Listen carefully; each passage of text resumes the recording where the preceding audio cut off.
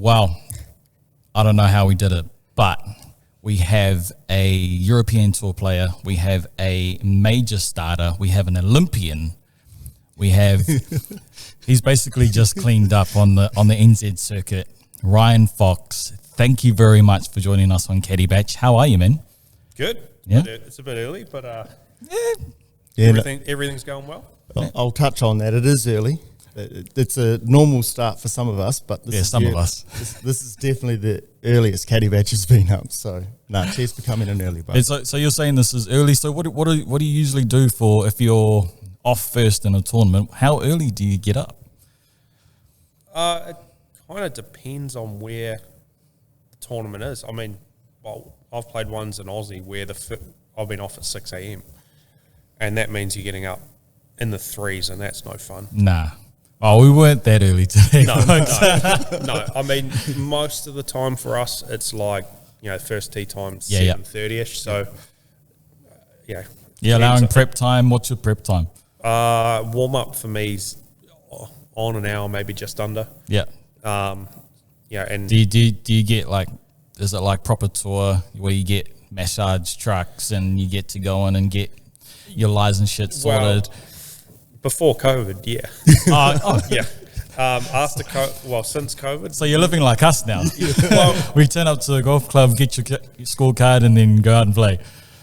Yeah, I mean, say before COVID, I had a physio that would travel to maybe 10 or 12 events a year, and there was 4 of us that used him. Bern Wiesberger, Joost Louten, and Paul Waring was starting to use him as well. So you'd have sort of 45 minutes with him before you started your warm-up. So it got pushed to an hour 45, and then you'd have 45 minutes after. It was a pretty, when he was there, it was a long week, but it was worthwhile. And then when he wasn't there, we normally have the tour truck there. But if you wanted, for me, that was more if something was sore or whatever, it would be a little 15-minute thing.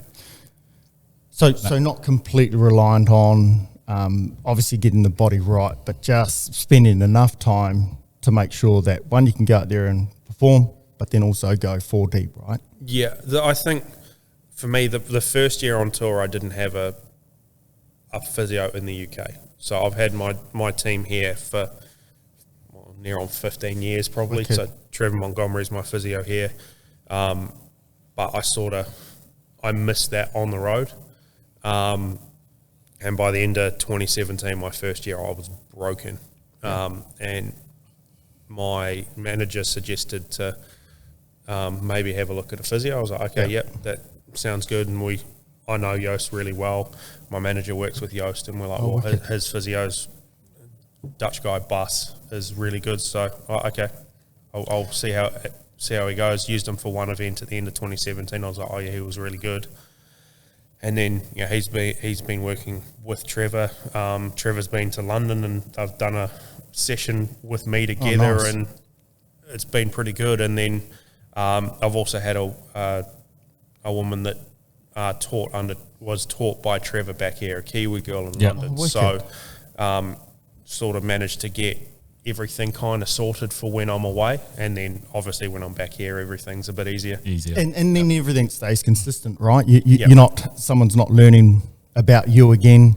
You can kind of just keep pushing through whatever it is, and then focus more on what you're here to do, right? And the good thing, I've been pretty diligent body wise, maybe not the gym stuff as much, but in terms of making sure everything's moving properly, nothing's tight, physio-wise, chiropractor-wise. I've been with the same chiropractor here for... Oh, wicked. Well, 15 years. So, I can continue that on tour. It's not maybe to the same level as I do here with weeks off, but it's pretty close. So, they've got 3 physios that, before COVID, had 3 physios at work. Every tournament on tour. So if you were in trouble, you could go and get a click or some massage or something like that as well. Yeah. So with COVID, it's obviously disrupted a few things, but has it messed with your prep as much as what we don't see, because I mean you just tore it up in a couple of events here, which was awesome to see. Dropped a lot of 60s, but like has COVID and has all that disrupted you? Oh, it's messed everything up Yep. pretty badly. I mean, I've normally been a guy that's played 28 to 32 events a year. I think last year I played 17. All right. And this year, on the European Tour, I've only played 3. And that's more to do with quarantine and stuff like that. And again, around tournaments, it's just a complete mess. We haven't had physios be able to go. No family can go. It's as little amount of people in the tournament bubble as possible. Yeah. So you're just going to feel even more alone, right? Not being able to travel with family. Yeah. Those support people around you. Well, yeah, like last year, I did 12 weeks away from July through to October, and that was, my wife was pregnant at the time, so probably not ideal, but I didn't I didn't really have a choice. Well, I did have a choice, but it's not. I felt like I couldn't sit on my ass for 12 months, play a few pro-ams around here, and then feel like I could go back this year and compete at the top level again. And it's just interesting on that. So, I've mentioned that you've just come off a run of some really good form, like over here. I mean, dropped a lot of rounds in the 60s. Does that give you the confidence, and do you feel comfortable now you're about to jump on a plane and head back to Europe tomorrow? Yeah, I feel like the game's in good shape. It's obviously a very different level. Yeah, absolutely. I think the scores I shot would have definitely contended on the European Tour. I'm not sure they would have won. Yeah. And I guess the other thing, we might have had some different setups on the European Tour as well. Can you just elaborate on that in terms of setups? I think they did it for the New Zealand PGA. They tucked a lot more pins for that week. Yeah. But I feel like New Zealand Golf have a sort of they've got to sit on the fence a little bit with their setup, because there's maybe only 25 guys mainly. There's a couple Players, a couple of the girls that play full time. Everyone else is a part time. Yeah, 100%. Totally. And there's definitely there's lots of juniors that play everything else. So do you want to set it up? Yeah, for the elite or And I think going forward, yes. And Steve Williams, when he caddied for me at Mirabai, said probably the best thing I heard. He said, you want to set the golf course up properly. You want to identify the best players. You don't want to give people a false sense of security that they go and shoot 16 under and go, oh, I can compete. And a Charles Tour event. Yeah. And, we also, you look at the scoring, the three tournaments, Mirabai, Gulf Harbour and at Te Puke for the PGA, we had perfect weather. I mean, we had I had 9 holes at Mirabai that was shithouse. Yeah. Utterly shithouse. And Gulf Harbour, we had, the first day was a bit ugly, but it didn't blow that hard. And people still scoring good in that weather, right? Like we had a little delay in the worst bit of it in Gulf Harbour, but we had one day with a little bit of wind Friday afternoon. I was off Friday morning and the scoring was still pretty good.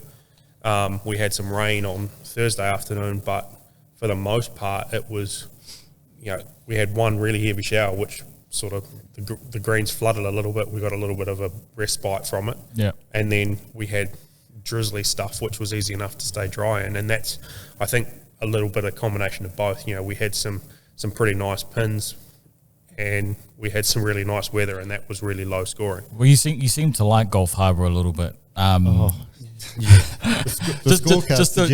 scorecard suggests you like Gulf Harbour because you went 62 in that last round. With one of the best caddies out at over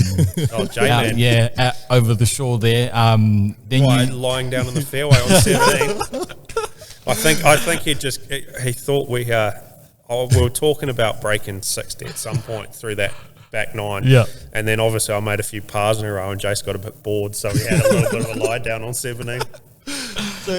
So you went 62 and then you went 64 when you went back. And then recently you've just fucked it up again by going 60. Yeah.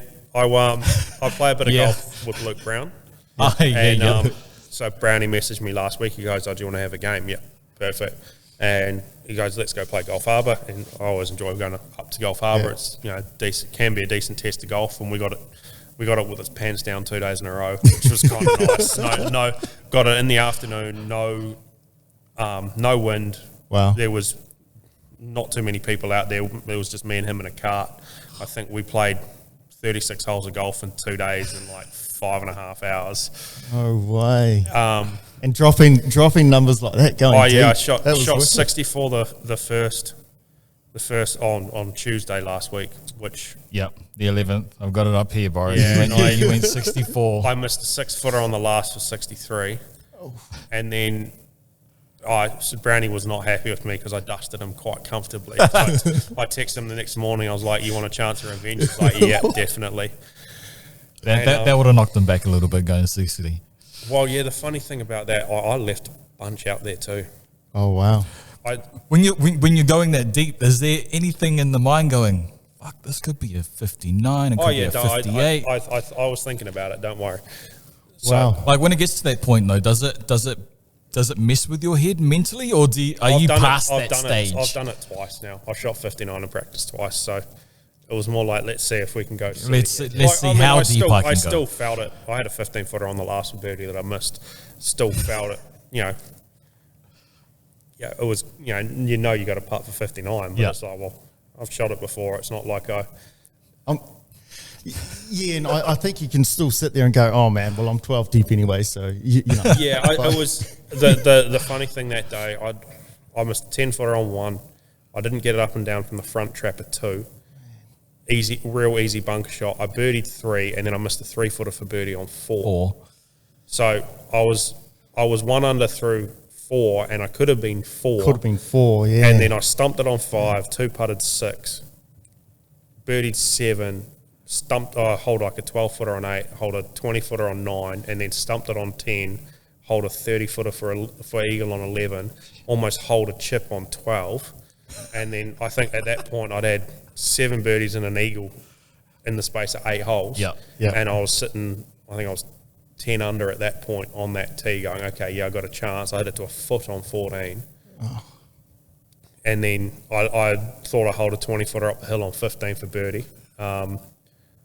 Only green I missed was 16, and then I hit a greenside trap on 17, hit it to a foot there, and then thought, okay, well, I've got to make birdie up the last, and I hit a pretty average wedge shot from 110 to like 15 feet, and actually hit a good putt that I misread slightly and missed by half a cup. Pretty good round of golf. Yeah, not a bad day at the office. Brownie's basically going, "You can just fuck off. You've dusted me twice in 2 days." So. And you called me back, and I accepted the offer. Yeah. So that's on me.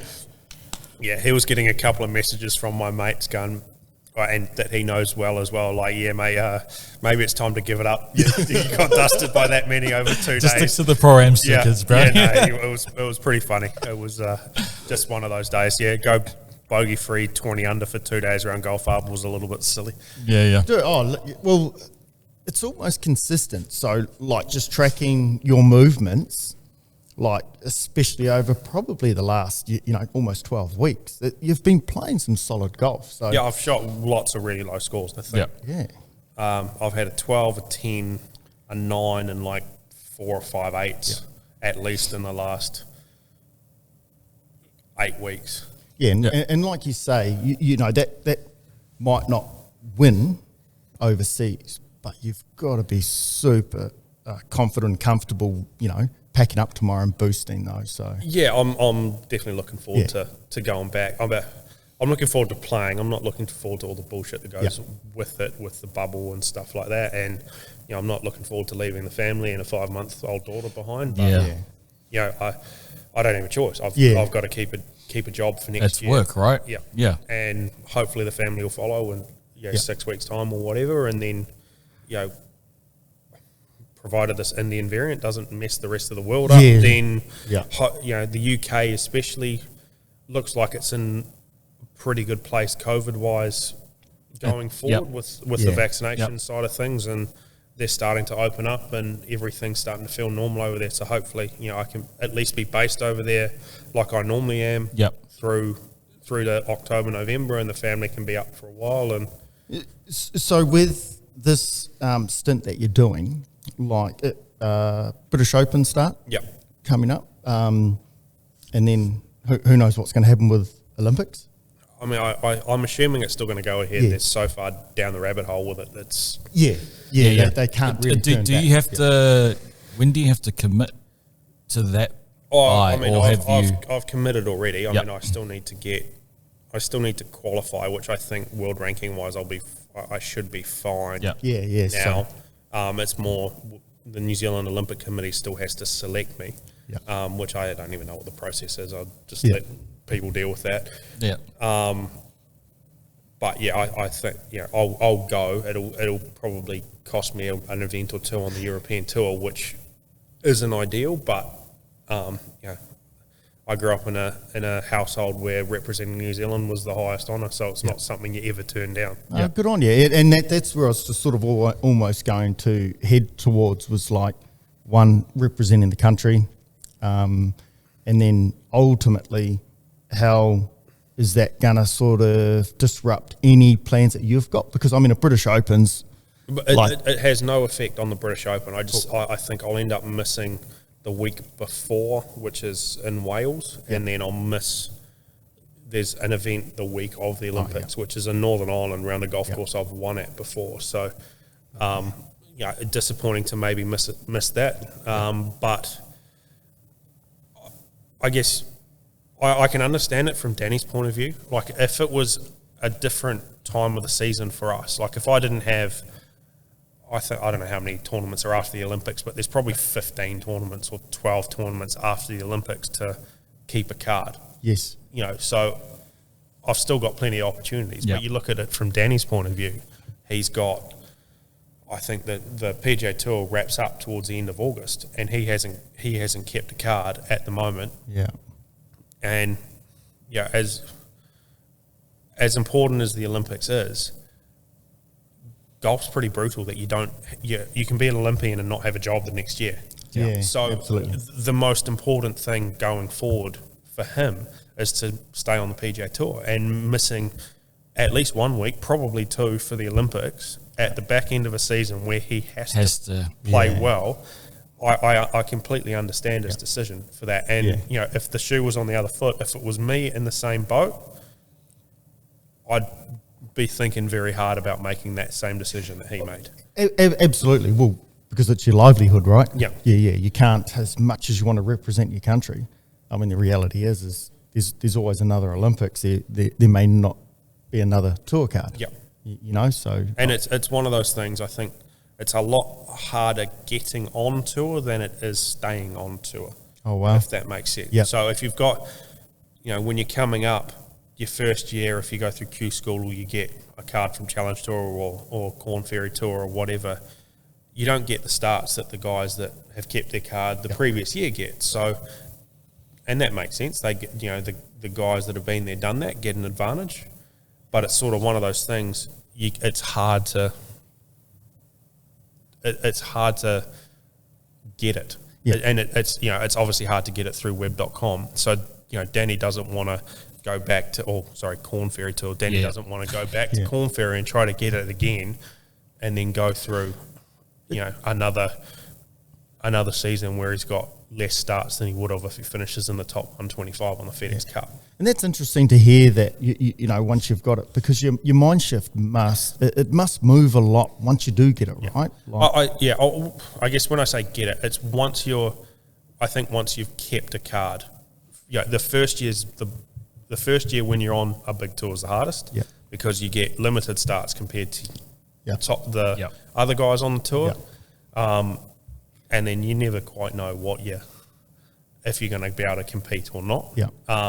But then going forward, once you've done it, it definitely makes it a a bit easier, both in terms of you get more starts. You guarantee, you've got guaranteed starts as well, which is, you might get those starts coming from a challenge tour. But say my first year, I remember the Middle East, which was our big events at the start of the year, Dubai, Abu Dhabi. I just got into Abu Dhabi, and then Dubai I was reserved till Wednesday night. Oh, wow. And got in like Wednesday afternoon, and you get a lot of that. So you're traveling to an event as a standby player, as a reserve basically, and you obviously, if you're first or second reserve, you probably do for a big event, but you get lots of that late call ups. I remember an event in 2016. I'd finished 16 on Challenge Tour, which got me some European status for the following year. And we go, well, we're going to play as many European tour events as I can and try to get a card that way.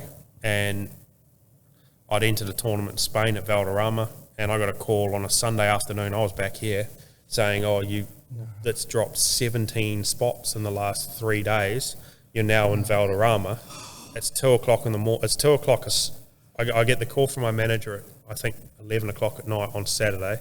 I'm up till 2 o'clock in the morning booking flights to get to Valderrama, which is a shit place to get to. And so I think I flew Dubai, Barcelona, Marbella to, and then it's like an hour and a half drive to Valderrama. It took 42 hours door to door, had a practice round, slept the Pro-Am day, played 2 rounds, missed the cut, and took 48 hours to get home. And then that just shows how tour life is so brutal. Like on the outside, everyone just gets to see you on TV, hitting off the first. Yeah, that's totally it. They don't see the logistics. They don't see everything and what you've just covered. I wasn't meant to be there, and then all of a sudden I'm on the first tee. It's nowhere near. It's the tour stuff's nowhere near as glamorous as what it's made out to be. 100%. That's what is mind blowing to me, because I know it's hard. But I didn't know. Well, for us down here, it's that much harder, right? Yeah. I mean, that's why I've been based in the UK. In the UK makes it a lot easier to just. It's easy. The first part of the year when it's the Middle East and it's one flight, it's okay. Stuff in Asia, stuff in Australia. Yeah. Obviously, it's easier for. Yeah.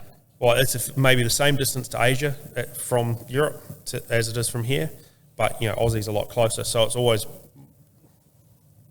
I've always done. Since I've been in Europe, done sort of the European summer over in Europe, start sort of the end of April, be based up there, and then come home at the end of the year and be based here for, the Aussie swing at the end of the year and stuff. That's worked, but COVID's kind of messed all of that up a little bit. So would I be off the mark? You're hitting these events. Have you got 3 keys that you want to achieve? Are you going, okay, I need to make cut? How do you prepare yourself mentally after going through all those disruptions? So do you just every event different, or? No, I mean I used to be really big on the getting process goals. There'd be definitely maybe more process goals around an event, but not there's no I don't stand there and go, I want to, my goal is to make the cut, or my goal is a top 10. I mean, the goal is every week to play as good as possible, which equals making a cut, which equals trying to be in contention, all of that. I don't think that changes week to week, no matter what the level of tournament it is. Just trying to get an insight to, because how, I guess as amateurs and those that are out there listening and trying to, tee it up for, their club event or something, just to try and get some kind of understanding about what goes through a tour player's head, when they're standing on the first tee, In the end, for us, it just goes down to pick a shot, hit a shot. Nice. It's simple, but and that it doesn't matter what the level of it is. You can stand up there on the first tee of an Open Championship with 5,000 people watching, and you're nervous. You're probably shitting bricks, especially if you haven't done it very often before. But in the end, you're still going, okay, well, I'm going to hit it at the edge of that tree with a little fade. You be real precise on your targets. You try to take a deep breath and just let it rip. And just let it rip. Now, talk us through the player caddy relationship? Like, do you have 3 hours? Like, do you have a dedicated caddy, or do you use one that's there, or? I've always had, since I've been on tour, a dedicated caddy. Yeah. Who's that? So currently it's a guy from Northern Ireland, Chris Selfridge, who I played Challenge Tour with. Okay, and who was he with before? So he was caddying for a guy, Michael Hoey, but he actually used to play. Okay. And that's how I got to know him. He played 3 years of Challenge Tour, was actually a decent player, and he's had elbow issues and never could. He can still play golf, no problem. He can still go out, shoot 68, 67, but he can't.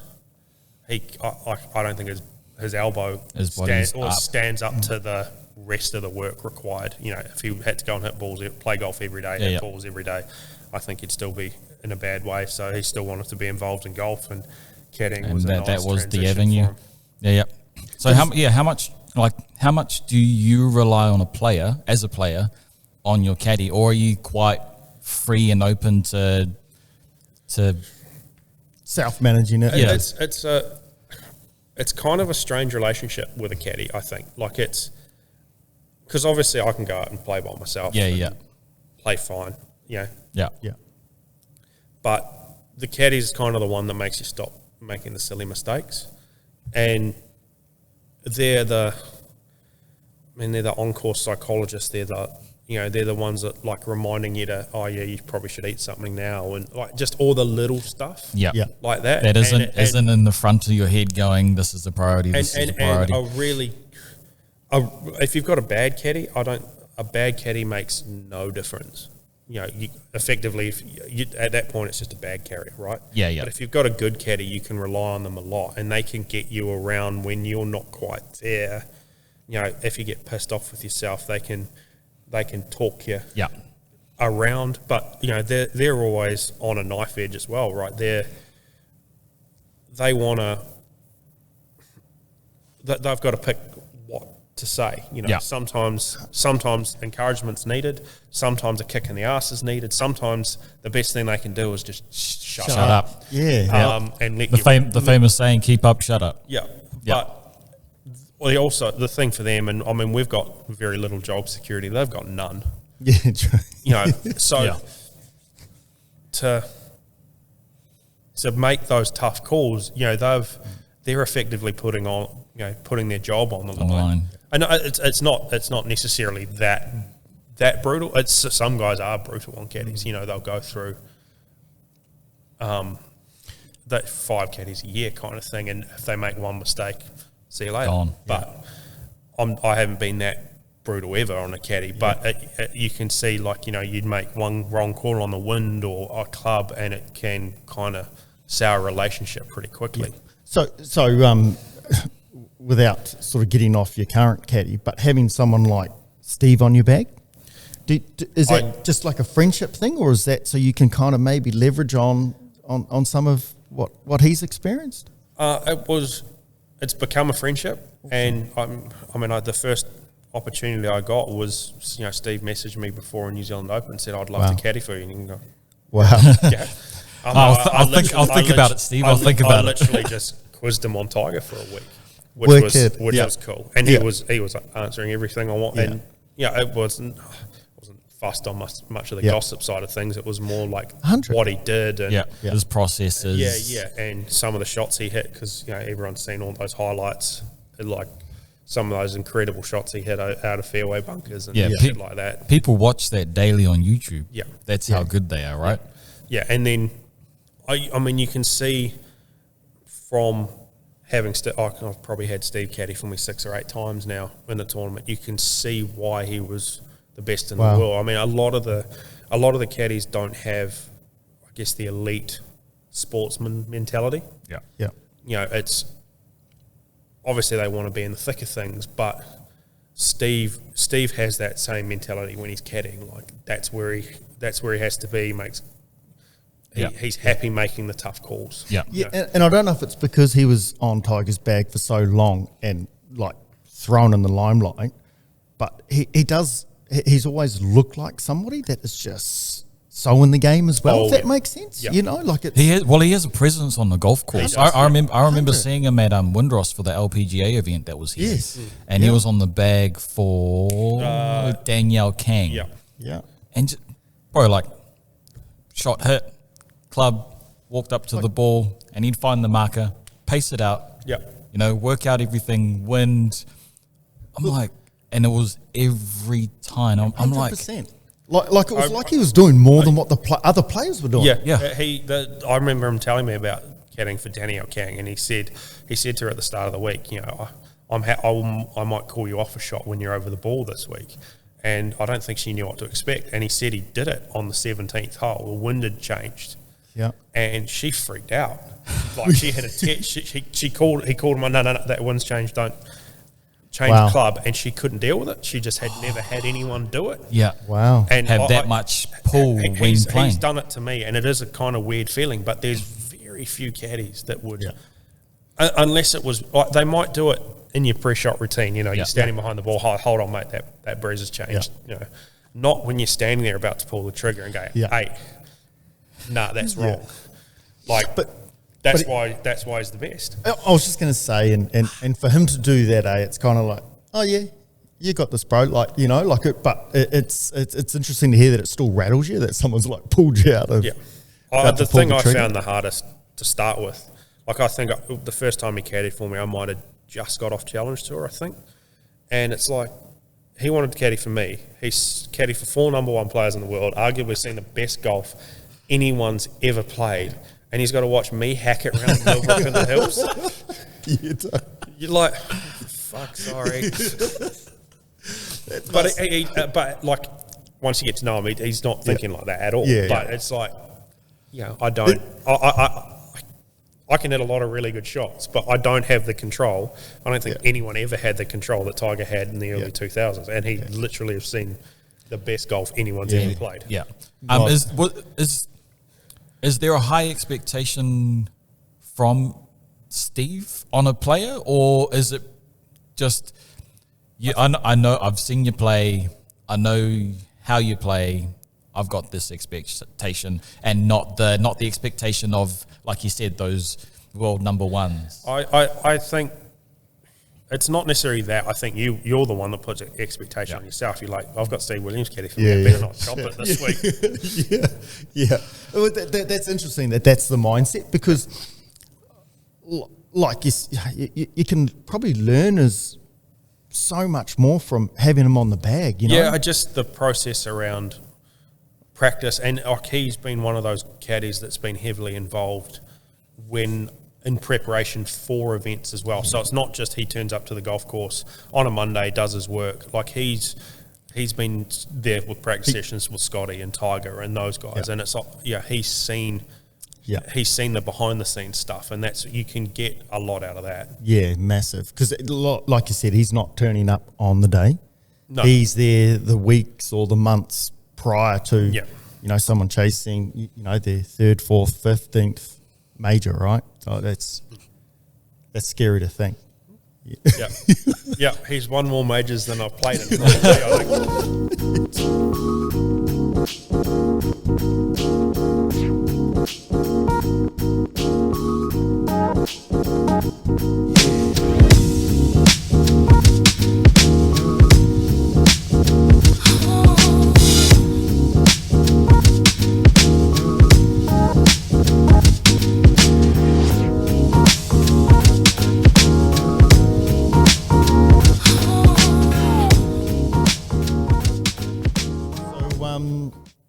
So today you're going to tee it up, and is this your last round before you? Yep. Last round before I head away. It's normally I like to play a lot before I go. I get a lot of confidence from playing rather than like I can hit 100 balls on the range perfect, and that means jack shit unless I can do it on the golf course. Yeah. Oh wow. Yeah. But this week, obviously, I'm going away for a while. I've got spend some time with the family before I go away and everything, and get a lot of stuff organised. So it's been a little bit of a mixed week. Like I had a lot of stuff to do yesterday. I didn't even touch a golf club kind of thing. So it's just it is what it is at the moment, and I know when I get back to Europe, it'll just be me and my caddy for the first few weeks. So I can, if I need to do a little bit of extra work on a Monday or a Tuesday, pretty much knuckle down. I'm good with that. Yeah. Oh, good work. So you're pretty much on arrival. You've got a little bit of time to get a bit of prep and get some work done. Or So I arrive Saturday afternoon. I've got to probably get back to our apartment, unpack it a little bit. Got to get a COVID test on Sunday before going to Denmark. There's all of that stuff to deal with now. Yeah. And then I've got to actually pick up our tour truck, which normally is there every week. The UK's got this green, amber, red list country thing going on, and Denmark's on the amber list, so they can't take the tour truck to Denmark. So I'm meeting up with one of the Strixon tour truck boys lives in London. He's about 20 minutes from my house. So he's got a new set of wedges, new 3-wood, couple of new driver heads for me, golf balls, golf bag. Yeah. So I'm using his house as a tour truck on Sunday morning. Oh, nice. So I got to go pick up all of that, and that'll be all my gear for the 3 weeks. So that's all your gear's pretty much tuned. That's just straight in the bag. So they've got all the specs. I mean, nothing changes in that regard. I've had the same set of shafts and my irons for 10 years at least. Wow. So, not obviously the same specs, same model. The driver head and everything like that is pretty interchangeable in that regard. The wedges are. I've had the same set of wedges probably for about 6 months, which is the longest I've had a set of wedges for in a long time. And then so it'd be nice to get a new set in the bag next week. You hear a lot about tour players tinkering while on the range because just to tweak a little thing. You've never indulged in a little bit, but not much. No. I'm not going to be one of those guys that hits a few shots on the range and then unscrews the head and does something with it. Going, this lie angle's a little bit, half a degree. To be honest, I notice that stuff quite significantly. Like, if a lie angle's out by a degree or whatever, I notice that real quick, and that's something that I will get changed. Yeah. But it's not like I'm going to go, I don't like how this is going. I'm going to. Yeah. The only thing I've really had issues with is 3-wood, and that's more. I think how I hit 3-wood, I hit it real high on the face, and I hit down on it, and I just cave faces. Like I can have a 3-wood go flush, flush, flush, and then I'll hit it like that, either way, that way. Yeah.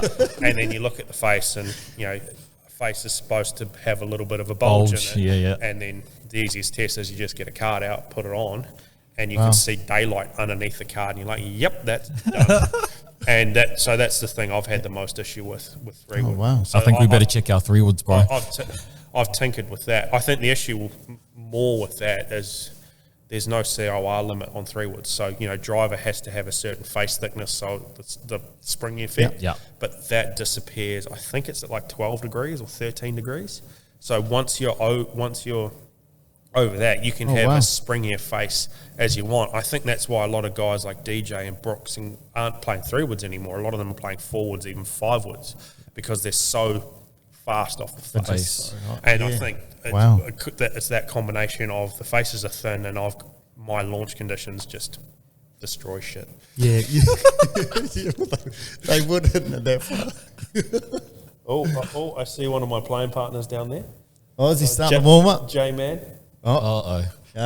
He said he was going to try and get here early for some practice. I don't think he normally practices. No, he was pretty happy at Pokey. He shot under par in a tournament for the first time in about 5 years. I was going to say, because I think I said to one of our boys, I was like, I reckon I could take J-Man around here this week. And then he went and did that. I'm like, nah. Yeah, that was just on him. That was a bit, I was a bit gutted for the bro that, he just couldn't get, one more good round. Oh, yeah. I mean, it would have been awesome to see him make the cut. It's one of those things. It's like he hadn't been in that situation for so long. Yeah. And your head just goes in. Well, because he only plays like 1-2 pro-ams a year, right? So, to make something, especially at the NZPGA Championship, would have been a huge achievement for a dude that only plays 2 tournaments a year. And he can be proud of himself. He literally rocked up first round, shot 2 under. As I said, he hasn't shot under par in a tournament in probably 5 years. Yeah, I've seen him. So, he turned up in his they look like skinny jeans. I'm like, dude, what are you up to? How can you swing a they club? wouldn't have been skinny jeans with his ass, would they? I hope he listens to this. Oh no, he will be, bro. He he's a drops friend us of the little, show. yeah, He's a bro. friend of the show. Yeah. Just on that NZPGA Championship, what are your thoughts around having that event at that venue? I think Te Puke did a really good job. I mean, you can't call it a championship golf course. I mean, it's a nice club course. It was in phenomenal condition. They set it up really nicely. Yeah. It's probably if you're being brutal, it's a little bit short for a championship. But it was how they set it up was as good as they could have done. It was, they tucked the flags. The greens were rolling pure. The fairways were good. They had enough rough in places. It was patchy, but it was, there were some places where you hit it and you're like, oh, that's a bit smelly. Yeah. Like left of 16. Yeah, left of 16. Was that bad, was hag, bro. I didn't hit it down there. No, you were good that week. You were good that week. But it is what it is. I mean, it's great just having an event. At that level. You know, and Te Puke, I think everything else around the event, the support, the atmosphere around Te Puke was awesome. It was and amazing. I think that means a lot more than having a golf course that might have been 300 or 400 meters too short. And I'm not. I don't want to criticize Te Puke. I played there heaps as a kid. It's real fun to play. It's tricky. It's the typical New Zealand tight, tree lined. Can be a little bit dinky, but it was real fun to play. I enjoyed it. No, I agree with you, and I'm a fan of Te Puke, what and how they do it. But I've actually moved, and you mentioned a few things earlier about how maybe some of the setups and some of our events over summer have been a bit too friendly. And I'm a big fan of, allowing people to truly test themselves. And it's interesting because I now look at those events and going, you know what, it should be as tough as it can be. Yeah, and I think we're maybe a little hamstrung in New Zealand. We've sort of got two styles of golf course, right? We've got the resort, and you not that Tar 80's a resort, but it's it's the newer stuff that's been built. The Tar 80's, the Kidnappers, Cowrie, Kinloch, stuff like that, which are championship golf courses, but they don't have the infrastructure. They're in a faraway place. They don't have the infrastructure not really to hold to hold a tournament. Yeah.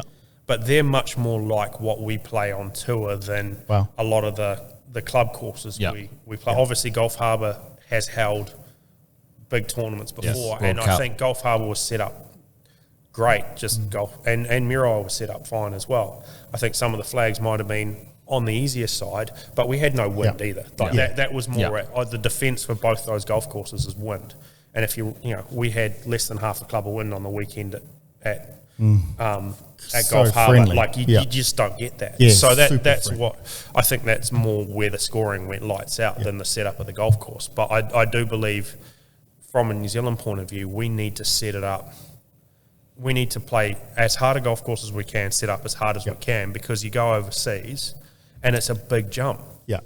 And that's just being purely honest. We can play some shitty ones in Europe. Yeah. You play some shitty ones on the Challenge Tour, but literally, if you want to play majors or PJ Tour, European Tour, the standard of golf course, or the toughness of golf course, the standard's not the toughness of golf course is 100%. Just harder. Yeah, and a lot of juniors that head overseas on scholarships. Yeah, you find that real quick. That's when they find out that, oh wow, I'm actually on a golf course now. Yeah, we get so used to the club courses, which generally are short, narrow, but if you blast it way offline, you're on someone else's golf hole and it's kind of okay. Yeah. That doesn't happen. Even you go to Aussie and you look at, most of those Aussie guys, in tournaments have got to play half the sandbelt. Yeah.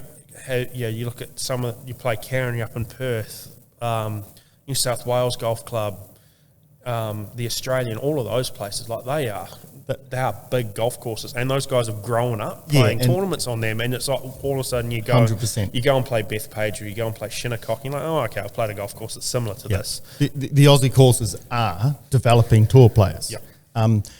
So just on courses, like in no particular order, unless you want to, like if there was just say 3 courses that you go, oh man, that would be the ultimate event location. Like, would you have a couple that you'd go, man, I'd love to play this course at its toughest? Kinloch.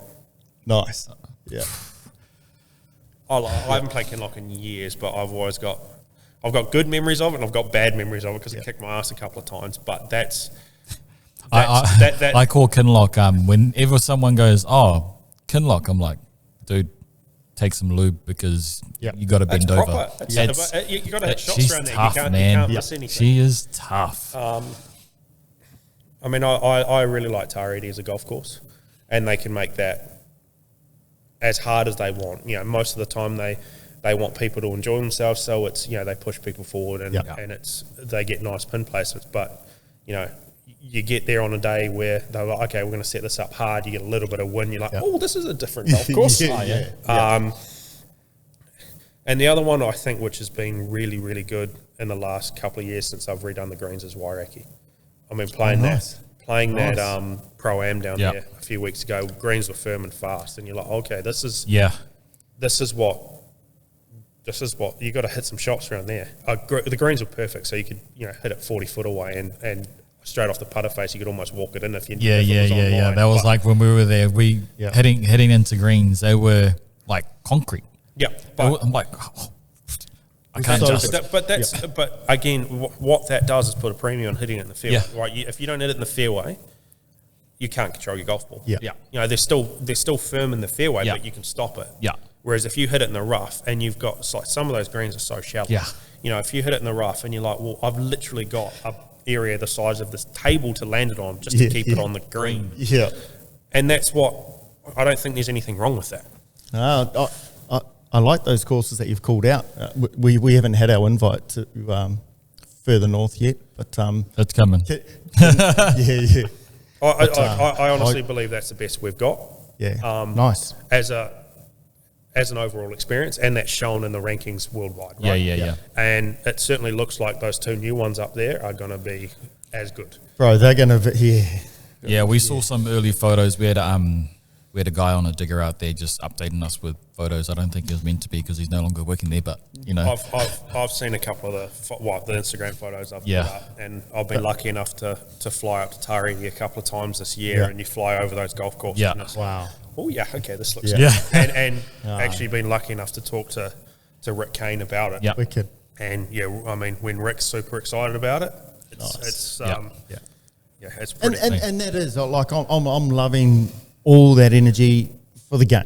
Yeah, and New Zealand's been really good at that in the last 10 years. Yeah. You know, we are turning ourselves into a golf destination. Absolutely. And, I mean, the numbers since COVID are showing that the game's growing. But I like the fact that we've still got all those premium options, you know, for internationals, but also to improve the game. And I mean, you've touched on something about Australia, you know, how they're so good at creating athletes. Yeah.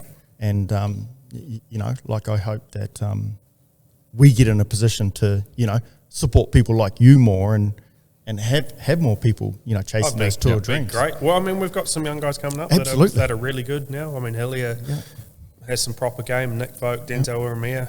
You know, nice. And there's even more coming through. Oh yeah, there's more coming through. Yeah. And that's good. You know, you know, you got the likes of Jimmy Hyde, who's still an amateur. You've got Taylor, Jimmy can play, who got to the final group with you boys at Te Puke. Yeah, there's some talent coming through, which is nice. Awesome. It's hard out there. There's a shitload of guys trying to do it. Yeah. Like just being mindful that you've got a tee time to make. We'll pull it back. 12 minutes. What everyone that listens to this wants to know is, how chill are your PGA guys that you play with in majors, like your DJs? Everyone's good. I mean, the best way to describe it, it's like any other workplace, right? There's 150 dudes out there plus 150 caddies, and there's some dickheads.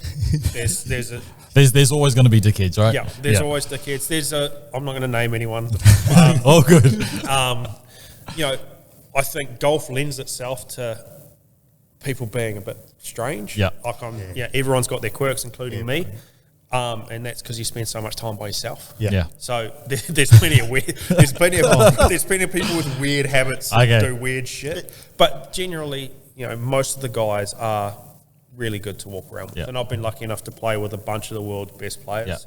Yeah. And all the guys I've played with are decent. Played DJ at the start of this year. All we did was talk fishing. I mean, him having a 76-foot sport fishing boat versus a 20-foot trailer boat, where we didn't talk too much about that, but the fishing side of things. You could relate. You could relate. Yeah. And then just to finish it off, any horror stories about J-Man? I know there's plenty. I've got one. Yep. I've got one, and I'll be quick about it. But we used to back in New Zealand under 23 days when it was at Hastings. Yes. So Yeah. 10, 11 years ago. Had some family friends that had a sheep farm, 1,500 acre sheep farm, about 15 minutes from Bridge Park.